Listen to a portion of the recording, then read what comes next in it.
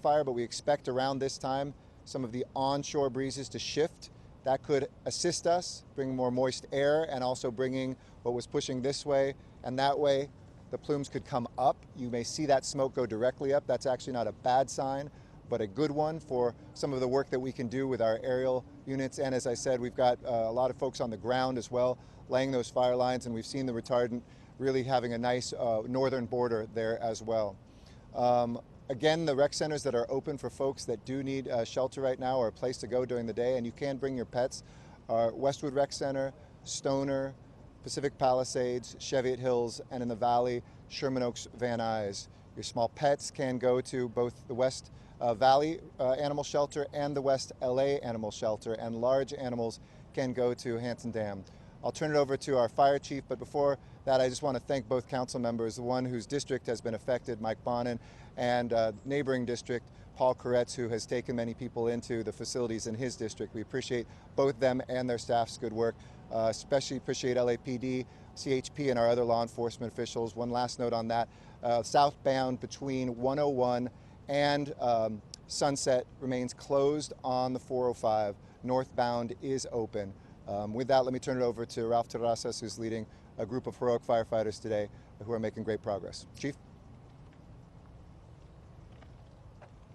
Thank you, Mayor.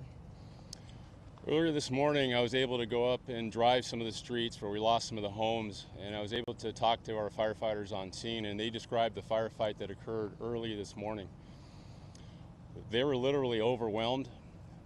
They had to make some tough decisions on which houses they were able to protect. Many times it depends upon where the ember lands. I saw homes that were adjacent to homes that were totally destroyed without any damage. And when I looked at those homes, part of it's randomness, part of it is building construction. A lot of them that survived had boxed eaves and made out of concrete, and they survived. Very, very challenging fire. And like the mayor said, a few hours ago, we went up in one of our helicopters and flew the perimeter.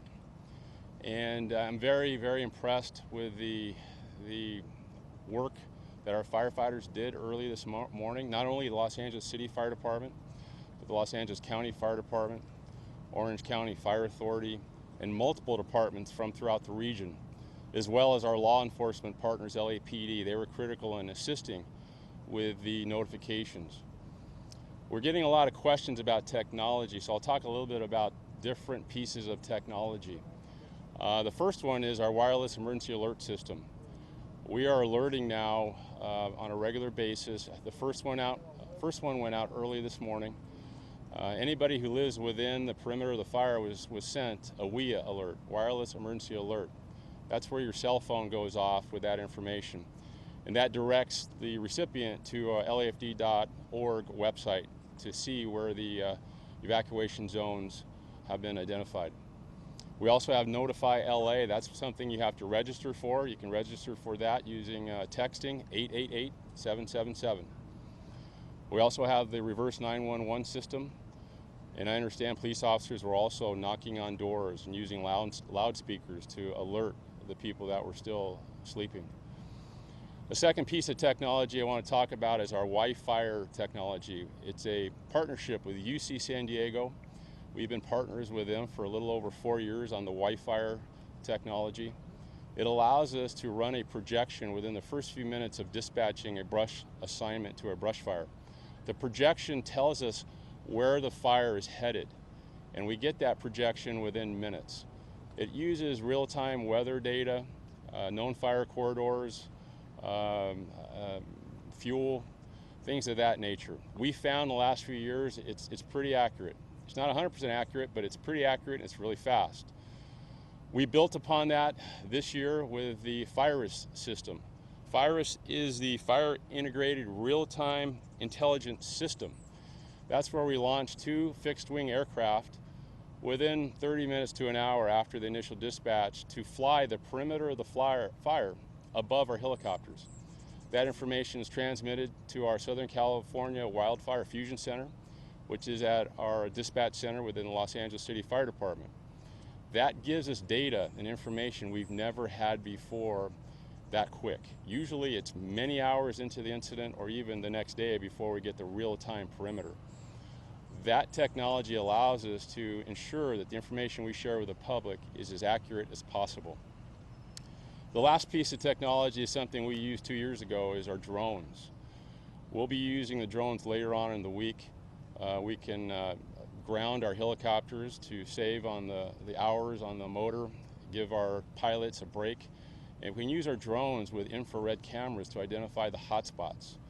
That will tell us where we need to put our firefighters to ensure the fire is cold. A lot of things going on with technology. Those are tools that we've been using the last few years. We're very fortunate that we have a very robust fire department thanks to the support of Mayor Garcetti, our city council, and our fire commissioners. We have 2 new Augusta helicopters we've got in the last few years. Those are absolutely critical, along with all the fixed wing assets. We do year-round training on brush preparedness with our firefighters. Unfortunately, the public takes events like this to motivate the public to really understand Ready, Set, Go and what our brush clearance program looks like. We're fortunate that in the area, the city of LA, we have 134,000 parcels, brush parcels, and on our first sweep this year, 92% were cleared. So thank you to the public for your cooperation there. Also, thank you to the public for the evacuations that occurred this morning. It went relatively smoothly given the size of the incident. And with that, I'll turn it over back to the mayor. Thank you. Let me also thank the school district. Nick Melvoin has joined us as well from the school board. We know that number of schools that have been closed in LAUSD. We appreciate their information and getting that out to everybody, and UCLA remains closed for classes as well. But with that, we'll try to keep that brief brevemente también en español. Y quiero decir, tenemos mucho progreso en este incendio. Ahora es 618 acres, pero nuestros bomberos y nuestros amigos en los departamentos de policía están trabajando muy duro a proteger nuestros vecindarios, nuestros hogares y nuestra gente.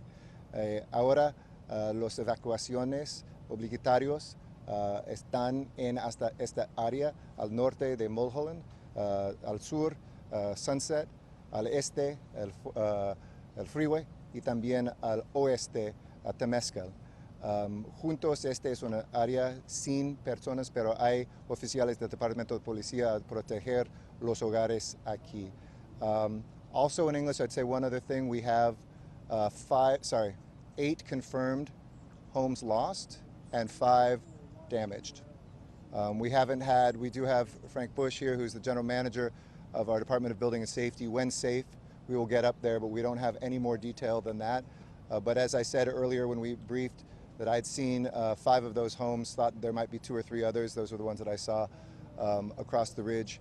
Those, in addition, where there's 5 that were partially damaged, but that has not expanded since we briefed earlier today. So that's good news. We hope to make progress today. We hope to make deep progress over the next 24 hours because we need that progress before Wednesday. Wednesday is when we have those Santa Anas blowing even stronger. And remember one last thing, when you ask about containment, sometimes you hear 0% contained. That only means that 0% of the line is so cold that it could never start up. That doesn't mean that it's 100% out of control.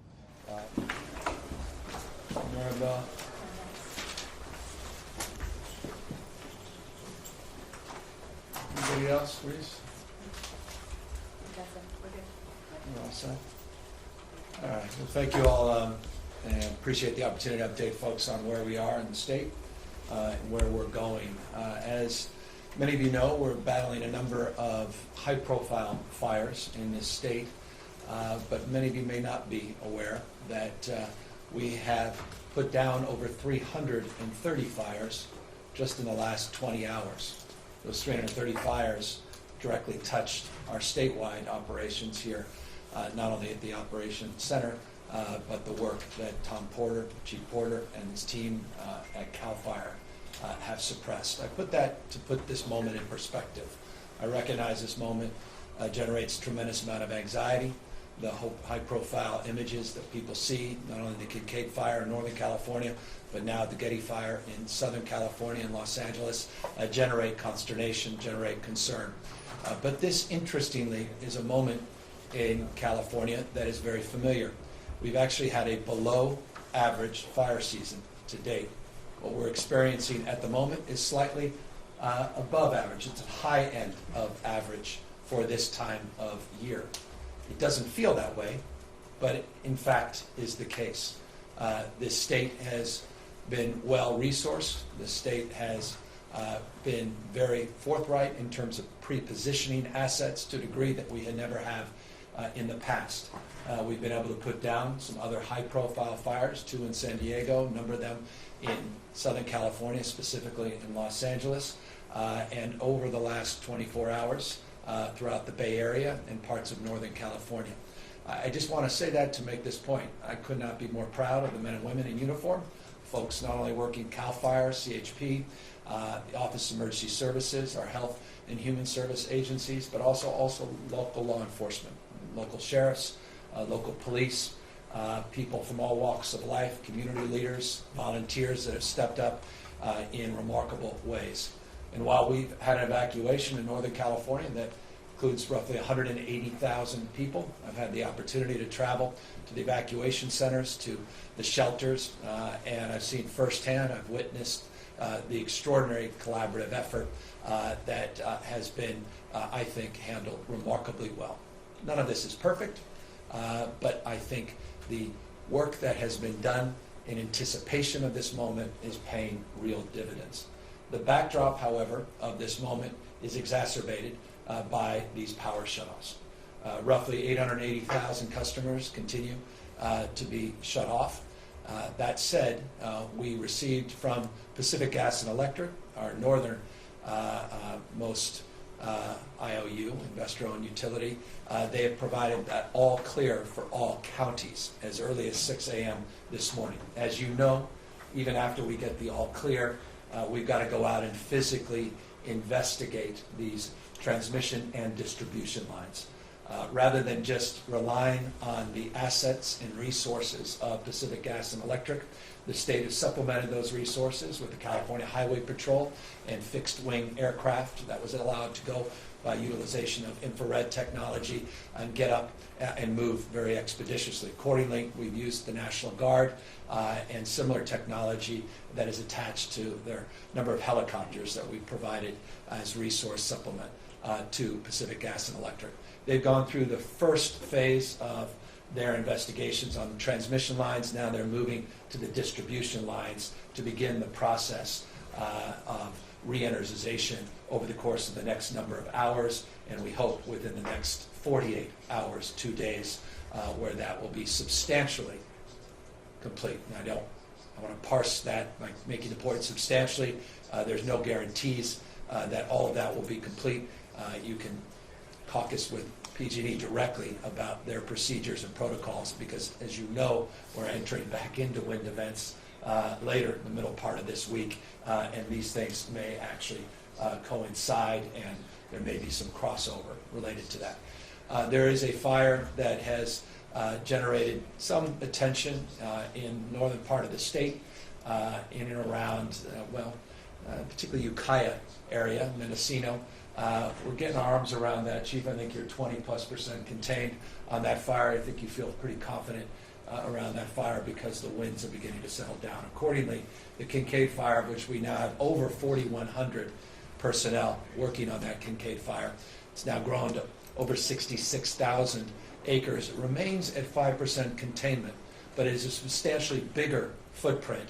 And so we're holding our own. And I want to just make this point, particularly holding our own in and around Healdsburg and Windsor. And I just, again, want to compliment the totality of the operation, not only as it relates to the hand crews that are out there, the number of dozer crews, the bulldozers that are out there on the ground, the folks holding the line around Windsor and around that 101 corridor to keep it on the east side without allowing spotting to happen on the west side of 101. I feel confident that they have operationally I think, secured the perimeters around this fire in a way that gives me confidence moving forward. But I'm not naive about shifting winds, shifting conditions, and so we are putting all of our assets that we have on this fire, including getting the benefit of some of those assets from Southern California that have made their way up here, and the assets from out of state.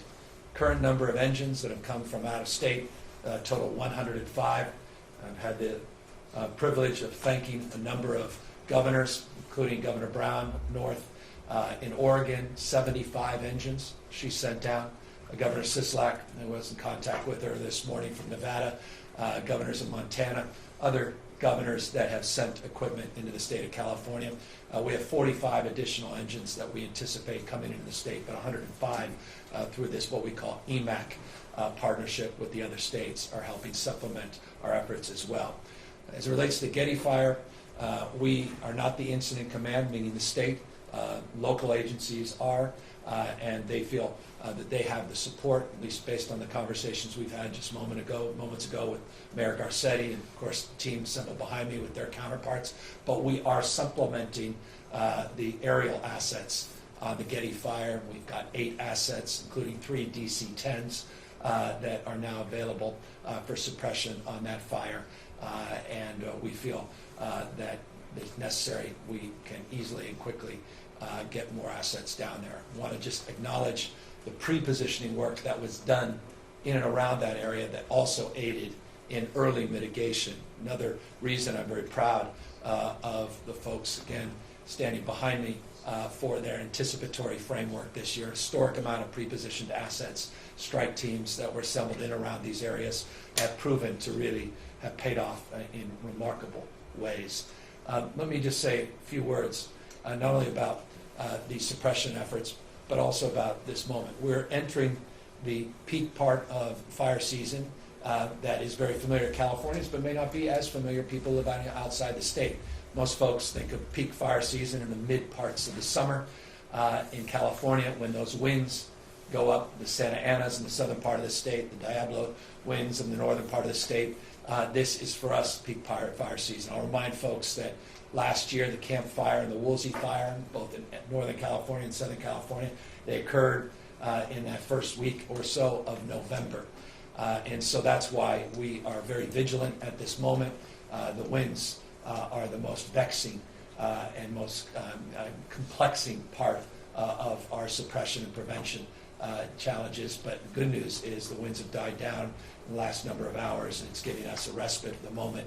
And unlike yesterday and the day before, there was a lot of fire flared up and down. Right now, at least as of the last hour and a half or two, Chief, things feel relatively speaking calm, despite those 330 fires that I noted looking in our rearview mirror over the last 24 hours. So we are vigilant.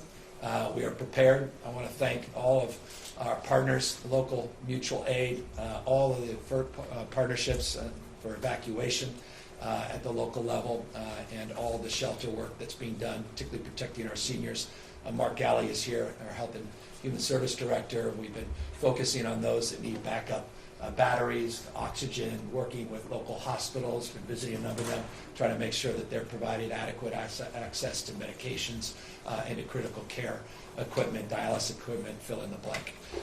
So that's where we are at the moment. We have provided a statewide emergency declaration. That statewide declaration provides additional resources.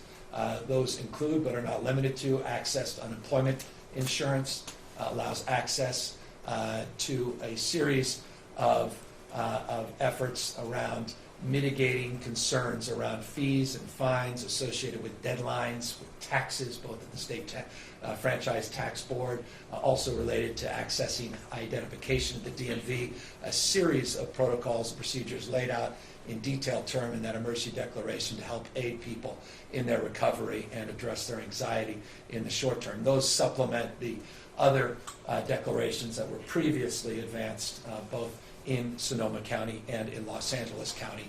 And those are in addition to the statewide overlays, in addition to the 3 FMAGs that we have received, FMAG being the federal management assistance grants that we have been afforded by the Trump administration and FEMA. I want to again thank FEMA, thank the Trump administration for moving quickly to support those requests without hesitation. They have been extraordinary partners, and we look forward to continuing in that spirit of collaboration and that spirit of cooperation. So there are no resources we're wanting from the federal government, no resources that we are not trying to provide in real time to local government. And I again want to just compliment the extraordinarily talented men and women in uniform that are working their tails off without much sleep, that are doing everything they can to put down this Kincaid fire and that Getty fire and prepare for those winds that are starting to rise in Southern California, and the winds will make their way back here in Northern California in a few days. Final point, PUC is moving forward with a major investigation in the power shutoff protocols. The PUC will be making a series of announcements related to not only the investigation, but as it relates to supporting the application and implementation of the provisions that we set out in that landmark legislation we passed, referred to by those, at least in Sacramento, as AB 1054. I'll remind you, AB 1054 requires $5 billion of public safety investments by our three largest investor-owned utilities. $5 billion of public safety investments. It requires the Public Utilities Commission to set up a public safety division, which they're required to do by January 1st. They have already hired the director of that public safety division, Carolyn Thomas Jacobs, and she is in the process of interviewing and hiring anywhere from 35 to 40 people. In that legislation, we planned, in anticipation of this moment, that we would also supplement that division with an advisory committee that would be supported not just through the executive branch and the Public Utilities Commission, also by recommendations to the California legislature. That advisory committee includes the best and the brightest in data collection, weather analysis, technology, looking at grid strategies, best practices related to public safety, all with an eye on advancing our clean energy goals and modernizing our utility equipment and strategies as it relates to hardening, undergrounding, wiring, microgrids, and the like. So all of that is procedurally moving as it should, with a sense of deep urgency to meet this moment and to make sure that we mind these protocols and make sure we're minimizing these disruptions moving forward, and making sure PG&E in particular, but also the other investor-owned utilities, are held to account on meeting those protocols. The PUC is also looking to fine $100,000 a day per incident if those protocols are breached, as it relates to the commitments that are made by the three largest investor-owned utilities and our state officials. And the PUC will be aggressive in that major investigation and aggressive in enforcing those protocols. They have already opened a series of investigations, of which many of you are well familiar. They've been holding hearings all up and down the state, including one just 72 or so hours ago in Redding, California. They'll continue to be holding the investor-owned utilities to account. And I will remind you that the legislation we passed, the plan that we are implementing to address these issues so they don't continue to occur, and this is not the new normal, include time compensation for executives and managers to public safety and public safety outcomes. That is already in place. In addition to that, it is already established that the boards of directors of these investor-owned utilities are also compelled to have public safety experts that work in concert with the Public Utilities Commission and have to go through a wildfire mitigation plan that has to be approved on an annual basis with a 3-year look forward, so that there's immediate strategy to address public safety, medium and long-term strategies. Those are requirements, that's part of our plan, and those are parts of the plan that are being implemented in real time, that the Public Utilities Commission, with our new chair's leadership, will be scrutinizing detail and with the kind of transparency that is afforded and required of this moment. So that's broadly it. I want to just close by making one final point.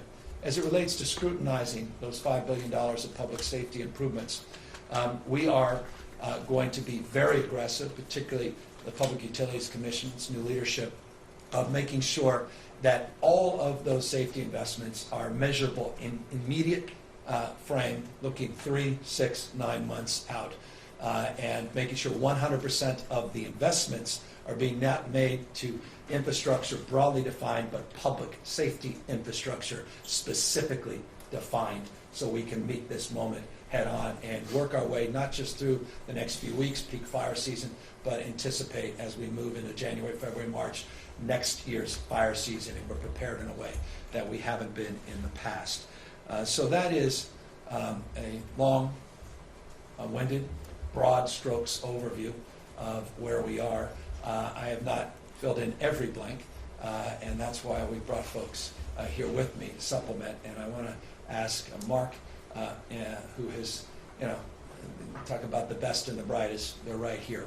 And Mark Yarducci, as you know, runs Office of Mercy Services and has been leading and coordinating our efforts, and he will supplement some of my comments, and then we'll ask Chief Porter to come up and do the same as it relates to situation, as it relates on the ground, and give you some latest information, and happily then we'll answer any questions you may have. Mark? Thanks, Governor, and good morning. I'll keep my comments brief because I think Governor Newsom obviously extremely engaged and leading, providing direction, has provided a tremendous amount of detail to all of you about what's happening. Let me just start off, though, by talking about the Governor's declaration of a statewide emergency that was issued yesterday.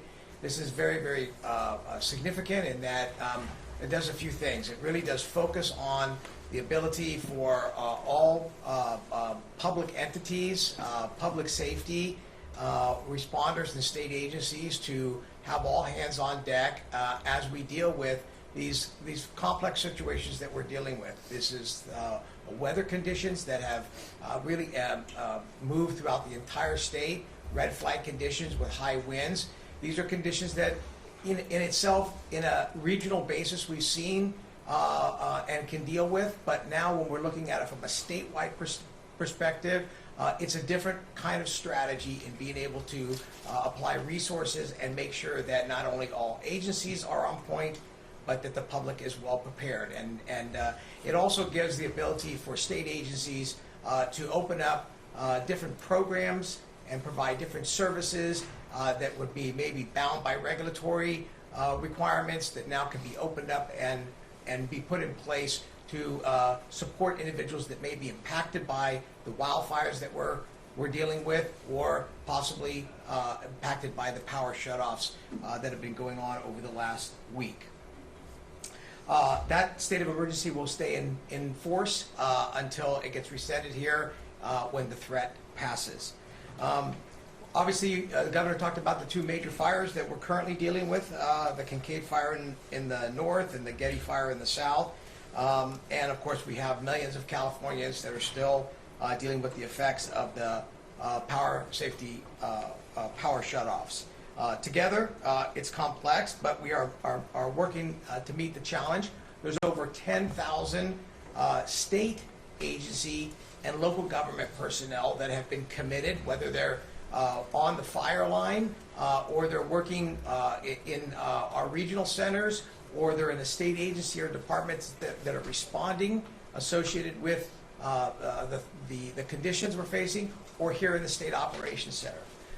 My agency's responsibility in the governor's office is coordination of the entire state's response, and that is all happening here in the State Operations Center. The actions here have to be well coordinated, and really the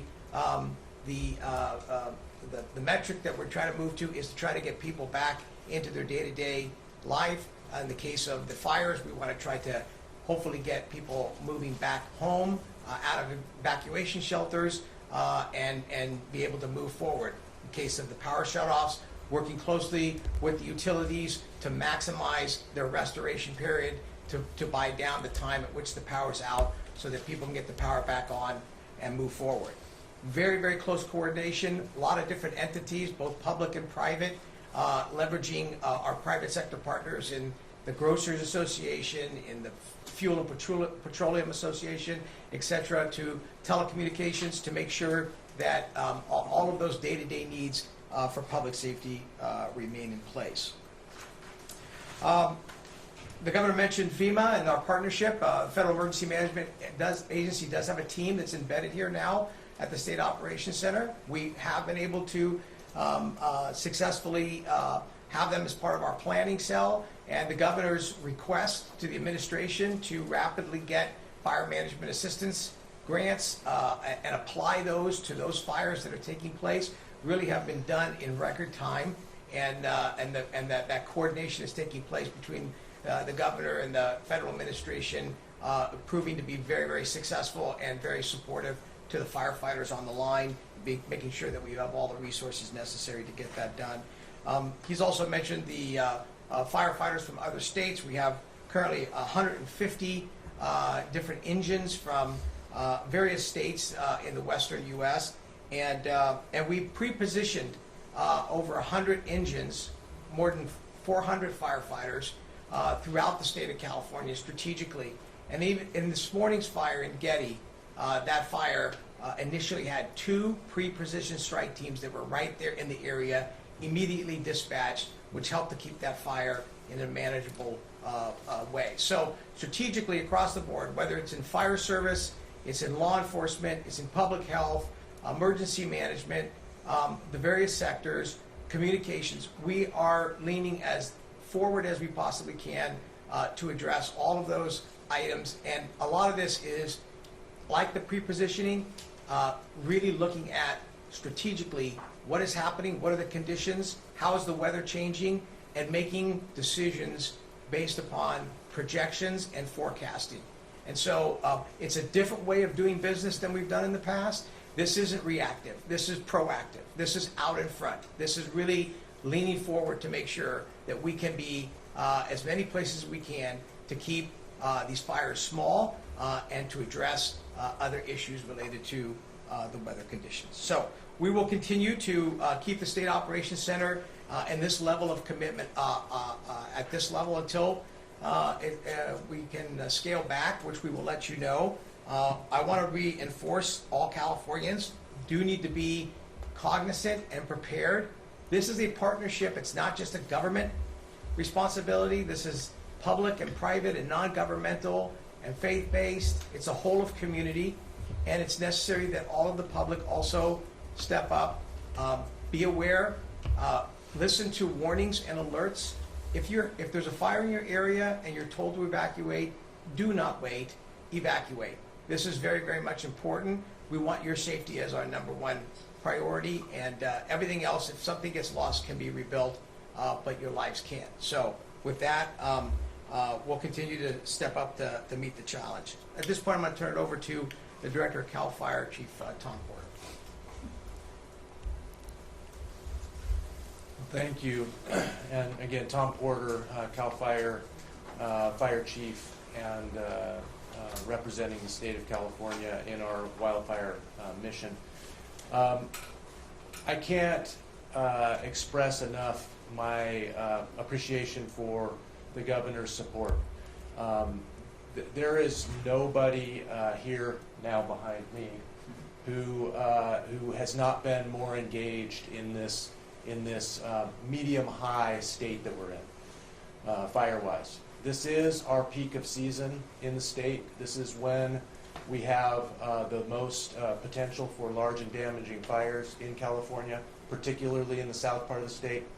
We haven't had rains in the north part of the state, so all of California is in play right now. And knowing that the support is here from all levels of California government, particularly the governor's office, is absolutely important. We are leveraging things that in ways that we usually don't do until we're at high, very high.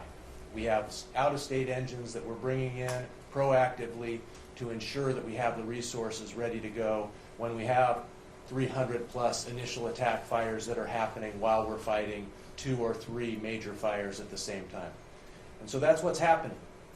The Kincaid fire is the largest and most damaging fire that we have currently that we're fighting. Healdsburg and Windsor are very much still in harm's way. But our crews yesterday were able to maintain fire lines, hold the major part of the fire out of the depths of the community in both cases, and are working now to get perimeter control so that we can keep the fire from going to the west side of 101 and release evacuation orders as soon as possible, get people back home. We're also working within the incident to ensure that PG&E has all of the possible access that they need to get the power on, even within the fire area, immediately, as soon as it is safe to do so. So these are the things that we're able to do with this partnership that is happening here at the SOC. What we need to also be aware of is that we're nowhere near done with this. We are going to need to have widespread statewide rain before this is over. And so we're poised to continue this. Thankfully, I've talked with you in the past about the firefighters being worn down. Those scars are still there. And these kind of days bring that feeling back.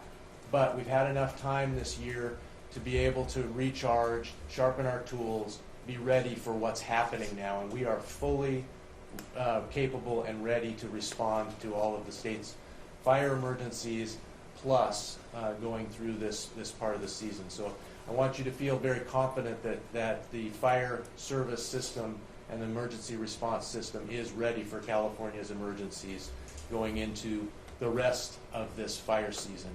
And very much thankfully to extending our peak staffing and our fourth firefighter on much of our engines that was added as surge capacity during the middle of season this year by Governor Newsom.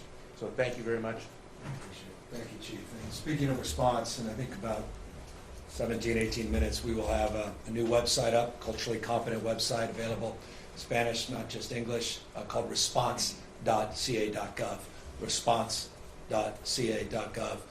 That will be a aggregated site for information about current weather conditions. We'll have a number of buttons that we'll be able to attach to small business loans, assistance, support.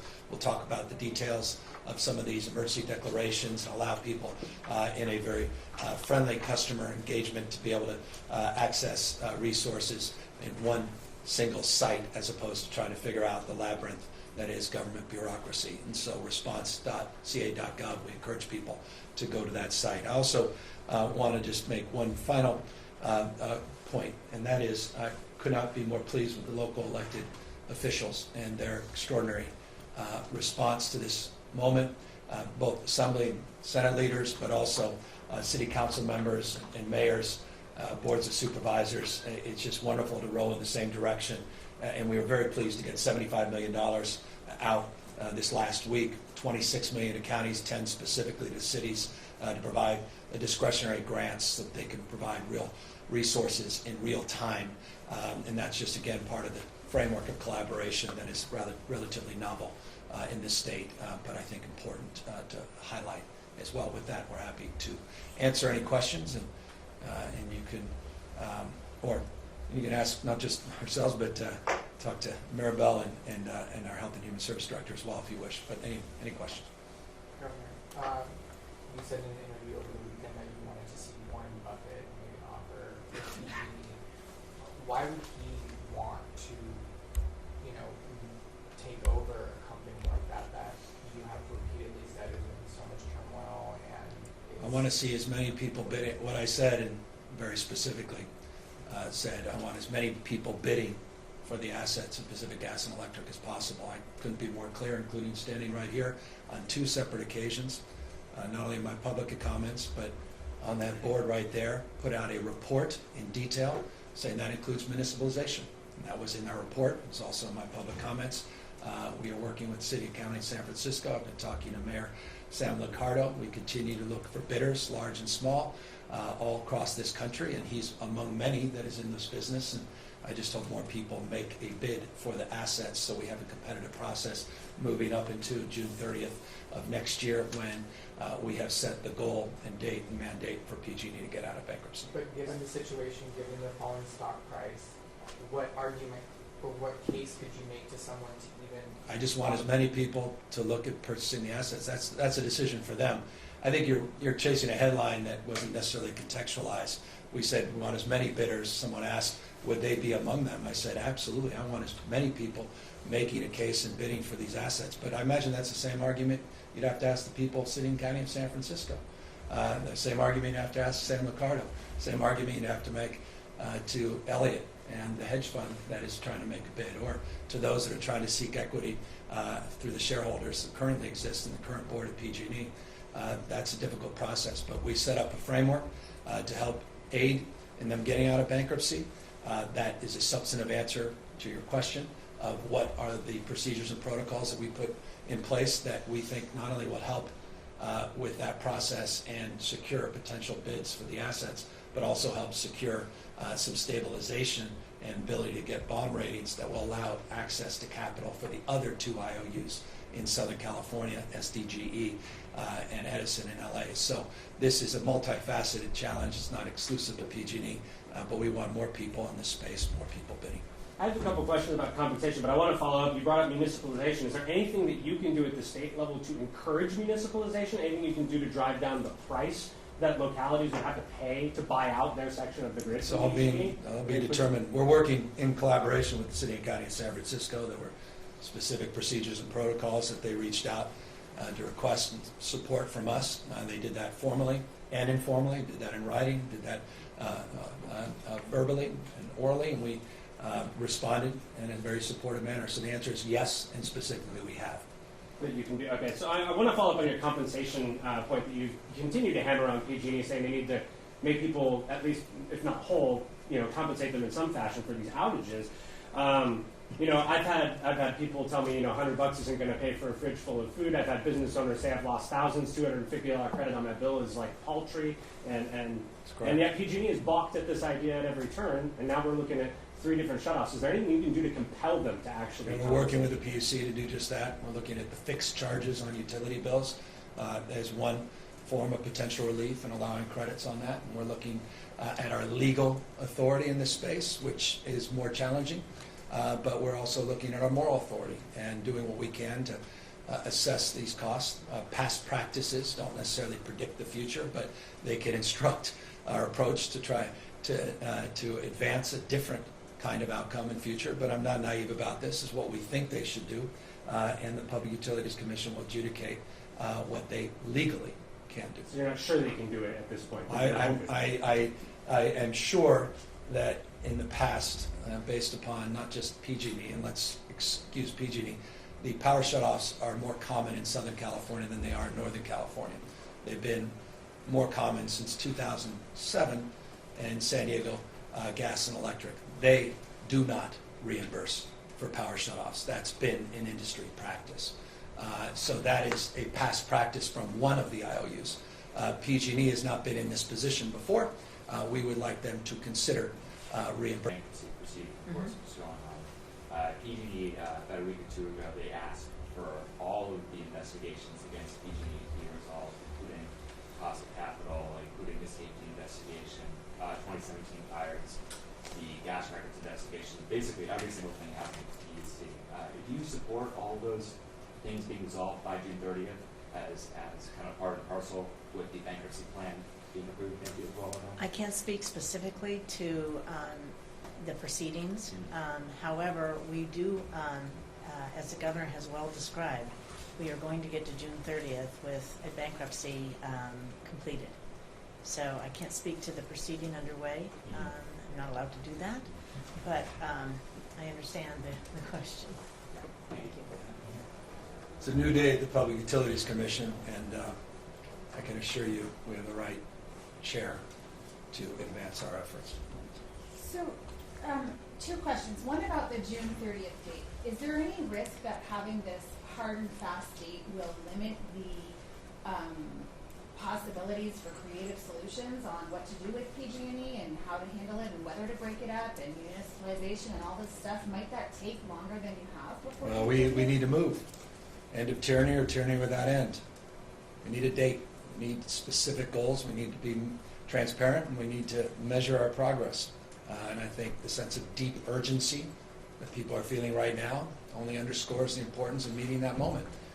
We laid out detailed pathway, what that looks like. As you recall, that includes commitments to advancing our clean energy goals. It includes commitments to make sure we do our best to hold harmless the community choice aggregators and existing contracts on clean energy. It made commitments to advance our efforts to get closure on the settlements related to the culpability that has been established by PG&E related to the Camp Fire in particular, but other fires that are being adjudicated in real time. All of those things must occur. The utilities broadly were supportive of that timeline, despite the pressures that places on them. And what has occurred in the last few weeks, just to me, underscores the importance of meeting that deadline. Okay, so you don't sound flexible on that. Look, we're going to do what we have to do, but we're going to be, look, the law's a law. That's what, specifically the date that is in there, June 30th, 2020, in order to access a series of valves that would help them help themselves. It is in absolutely their interest to create the conditions. And they've got 9 months to do so, to advance those settlements and to continue the work that they need to do to invest in public safety and reliability in the process. So as a follow-up, you said it's a new day at the PUC. So the problems we're seeing right now, I mean, is the PUC to blame? Have they not done enough to hold the utilities accountable? Well, I think there's a long list of finger pointing. I've been very clear and precise in some of my criticism, but I've also extended that to oversight. I got here 9 months ago, not 19 years ago, not even 9 years ago. We own this. I own my decision to appoint 2 members of the PUC. I'm pleased with both appointments. We have a new chair, and she is tough-minded, resolved, and has got an incredible track record. And she's going to hold them accountable. I have all the confidence in the world. I won't speak to the past of the Public Utilities Commission except to say we didn't meet previous 2 decades. And so that's on everybody. And Mother Nature, forgive me, has also joined the conversation in a way where she was not as engaged in the past. And as you know, she bats last, she bats 1,000. She's chemistry, physics, and biology. And she has been ferocious, 5-year drought, historic rain year, and has created and exacerbated these conditions. This is the reality. We own it. We need to fix it. I also wanted to ask about the Paradise Area Lawmakers proposal this morning. This hasn't been codified, of course, into like a bill. I wanted to ask about their proposal to basically put a pause on the RPS and transfer that, utility spending in that area towards fire efforts. Well, we'll take a look at it when we learn more about it. But the spirit of a hyper laser-like focus on public safety, I absolutely embrace. And that's the kind of accountability that we look forward to at the Public Utilities Commission, and a prioritization of public safety improvements. And so that spirit I embrace, but I don't know the details of what they're proposing. I know you've mentioned repeatedly over the last few weeks AB 1054 and leaving things up, to the bankruptcy proceedings to reshape PG&E, but are there other concrete things that you are either looking for from the legislature or looking to propose moving forward to, get in sooner on, or even through the bankruptcy process, I guess, to reshape and change PG&E? And is there any need for a emergency session or special session to do anything about that? I want to fulfill all the commitments we made that are in process, and they're significant. I'll repeat them. You open it up, I'm going to repeat them. The utilities have to invest $5 billion in public safety improvements. The utilities have to add a member of their board of directors that's focused on public safety. Their compensation, not only for their executives, their management, is now tied to public safety. The PUC has to build a team, anywhere from 35 to 40 individuals. They've already hired the director that would focus exclusively on wildfire mitigation planning. It's a new division of safety under the PUC. That has to be done by January 1st. There's an advisory committee that complements that effort, that will bring in the kind of resources and resourcefulness that is needed at this moment to look at new technologies and looking at new and best and novel practices on public safety and modernizing the grid, hardening the grid, and making it more reliable and safer. We will hold ourselves to all of those provisions, hold ourselves to account. But the thing I want to see with earnest and intensity right now is what is being advanced independently by the PUC chair and her colleagues, and that is a major investigation specifically into PSPS. We don't need to wait for anyone to tell us to do that. That is underway. That process is unfolding in real time. It already was opened up, and now it is being advanced in earnest. So that's where we are. And to the extent more is needed, we will continue to pursue that. But I will say, we put $1 billion in the budget to focus on pre-positioning of assets, to focus on fire mitigation, vegetation management, forest management, new assets and procurement for AI and LiDAR and radar technologies, prescriptive technologies, analytic technologies. We need to invest those dollars in real time. So all of this is underway. All of this was anticipated, including the money we put in the budget early part of the year, $50 million of grants for emergency planning at the local level, the $75 million that we put in anticipation of PSPS that now is just being distributed, and the 911 investments that we put in the budget that need to invest. So it's about implementation. It's not always about the novel.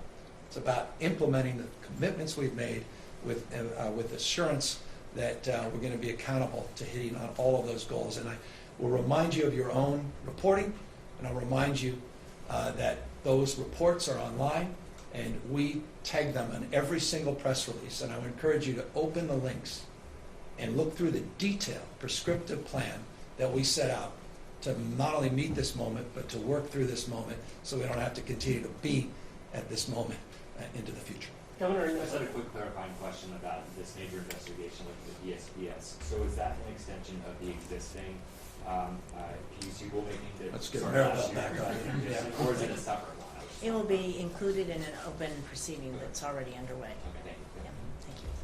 Governor, another thing that 1054 did was allow utilities to earn a certificate that would sort of ease their liability for starting wildfires if they can demonstrate to the PUC that they're a safe operator. My understanding is PG&E already has its first certificate under 1054. How do you square that with the fact we've got CAL FIRE tape around one of their towers right now for this Kincaid fire? Well, they have annual certification, safety certification that is required. PUC can talk to that process, but we're putting this advisory committee up. We're putting the new safety division up. All that happens in January. And that will create a protocol, a completely different protocol than the one that exists today. I don't know if Maribel, you want to... Well, there are also our Safety and Enforcement Division in collaboration with CAL FIRE.